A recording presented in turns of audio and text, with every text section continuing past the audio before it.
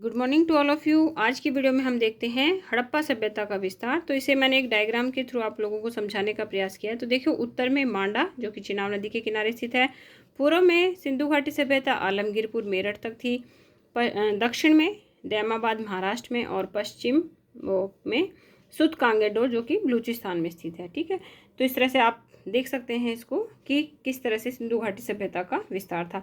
अब हम इसके क्षेत्रफल की बात करते हैं। तो सिंधु घाटी सभ्यता का जो क्षेत्रफल है वो 12.99 लाख वर्ग किलोमीटर है। ठीक है, मतलब 12,99,600 किलोमीटर जो इसकी एक्चुअल एक्सटेंशन था वो है।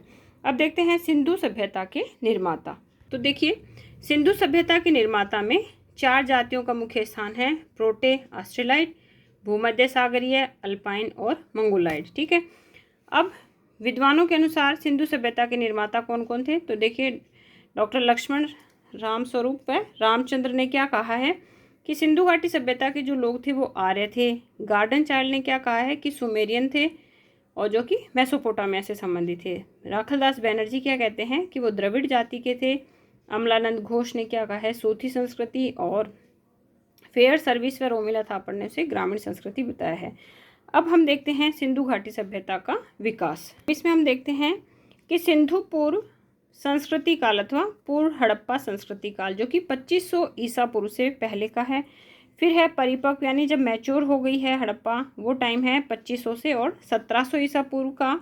और उसके बाद है उत्तर हड़प्पा जो कि 1750 ईसा पूर्व के बाद। अब देखिए, सिंधु पूर्व के मतलब सिंधु नहीं आई है अपने मैच्योर रूप में, उससे प्री की जो पोजीशन थी वहाँ पे कौन कौन से क्षेत्र हैं? तो इसमें किली गुल मोहम्मद जो कि बलूचिस्तान में, देखो ये नेट के एग्ज़ाम में भी आया हुआ है, ये नेट के एग्ज़ाम में भी आया हुआ है। फिर दूसरा क्वेटा जो कि मैंने आपको बताया था, मेहरगढ़, झोब, अमरीनाल, कुल्ली और रहमान ढेरी, ये सब मैंने आपको शॉर्ट वीडियो में जो सिंधु घाटी का वो बताया था मैप, उसमें है। उसके बाद है सिंधु सभ्यता के पूर्व व समानांतर में क्षेत्र में कौन कौन से, कि सिंधु घाटी से पहले भी था, उसके साथ में भी है और उसके आफ्टर भी है। तो वो है कालीबंगा, आप सभी को पता है राजस्थान में है। बनावली जो कि हरियाणा में है। आमरी व कोट दीजी ये सिंध प्रदेश में है। ठीक है, इसको याद करने का तरीका, काली, कोट, बनवाली, आमरी ने। अब उसके बाद देखते हैं परवर्ती या उत्तर सिंधु क्षेत्र थे, तो आलमगीरपुर है।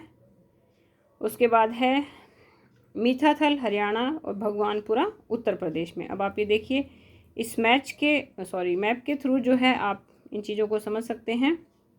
ये कोट दीजी है, बलूचिस्तान है, ये सिंध है, ये अमरीनाल है, ये पंजाब है। ठीक है, ये शोरतू गई है। तो इस तरह से अगर हम किसी भी चीज़ को मैप के थ्रू करते हैं तो आसानी से हम उस चीज़ों को समझ सकते हैं। अब आगे देखते हैं सिंधु सभ्यता का नगर निर्माण।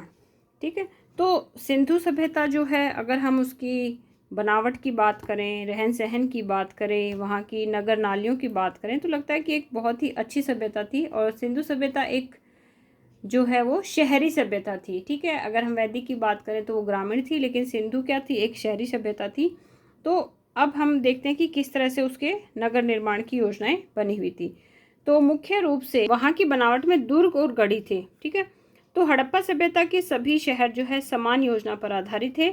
बड़े नगरों को 2 भागों में बांटा जाता था। मान लो बड़ा नगर है तो उसमें 2 हिस्से हमने बना लिए। जैसे पहला दुर्ग, गढ़ी या कोट, जिसमें नगर रक्षक व अधिकारी रहते थे। ठीक है, और दूसरा था निचला नगर या निचला शहर जिसमें कि जनसाधारण लोग रहते थे। नगर का दूसरा भाग सामान्यतः आयताकार बनाया जाता था। दुर्ग का निर्माण शेष ऊंचे उठे हुए ईंटों के चबूतरे पर किया जाता था और यह चबूतरा बाढ़ से सुरक्षा प्रदान करता था। नगर के दोनों भागों में संपर्क जो है बहुत सीमित थे। ठीक है, मतलब जो कह सकते हैं हम आज की भाषा में, पैसे वाले लोग, अमीर लोग, अधिकारी लोग जो हैं वो कहाँ रहते थे? दुर्ग में, ऊंची जगह। और हमारे जैसे सामान्य साधारण लोग कहाँ रहते थे? निचले नगर में रहते थे। अब देखो, गढ़ी दुर्ग की मोटी दीवारों में बुर्जों के से अच्छी तरह से किलेबंद थी, मतलब चारों तरफ से वो पैक किया जाता था। मोहनजोदड़ो की गढ़ी से एक विशाल स्नानागार मिला है जो कि संभवतः किसी धार्मिक इमारत का अंग था। तो देखिए, ये स्नानागार बना हुआ है। इसकी एक खास बात क्या थी कि इस स्नानागार में हमें जो सीढ़ियाँ मिलती हैं वो कहाँ मिलती हैं, उत्तर और दक्षिण में। ठीक है, उत्तर से आप चढ़ के अंदर घुसें, नहाएं और बाहर निकल जाएं, या फिर आप दक्षिण से चढ़ें, नहाएं और बाहर निकल जाएं। तो इस तरह से पूर्व और पश्चिम का जो हिस्सा था वो खाली था। और सीढ़ियाँ, एग्जाम में क्वेश्चन पूछा भी गया है कि जो सीढ़ियाँ हैं वो किस दिशा में बनी हुई थी, तो सीढ़ियाँ बनी हुई थी उत्तर और दक्षिण में। अब हम आगे देखते हैं इसकी सड़कें और नालियाँ। ठीक है, तो देखिए सिंधु घाटी सभ्यता के जो नगर थे वो इस तरह से 4 भागों में बटे हुए थे। ठीक है, उत्तर, दक्षिण, पूर्व और पश्चिम। अब चारों कोनों पे जो है शहर, या हम कह सकते हैं बस्ती की बनावट थी, जिनके बीच में एक चौराहा या मोटा रास्ता निकलता था।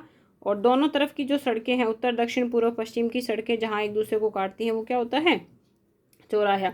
तो आप ये देखो कि इस डायग्राम से हमें अच्छी तरह से क्लियर हो रहा है कि सिंधु घाटी सभ्यता का जो नगर भवन निर्माण कला थी वो किस प्रकार की उत्तम कला थी। इस डायग्राम से आपको अच्छे से समझ में आ रहा होगा। अब आगे देखते हैं, इन दोनों प्रमुख राजमार्गों के काटने वाले स्थान पर चौराहे बने होते थे और नगर की मुख्य सड़कें काफ़ी चौड़ी होती थी। मोहनजोदड़ो में उत्तर से दक्षिण जाने वाला रास्ता 33 फीट चौड़ा था तथा पूर्व से पश्चिम जाने वाला रास्ता 33 फीट से थोड़ा ज़्यादा था। सड़कों की इतनी चौड़ाई इस बात को सूचित करती है कि यातायात जो है वो काफ़ी अच्छा रहा होगा, और जो समस्त नगर है उसको छोटे छोटे खंडों में विभाजित किया गया है। तो आज की वीडियो में इतना ही। एक बार आप फिर इस डायग्राम को देखें, ध्यान से पढ़ें और अपने नोट्स बनाएं। मेरी वीडियो देखने के लिए आप सभी का धन्यवाद।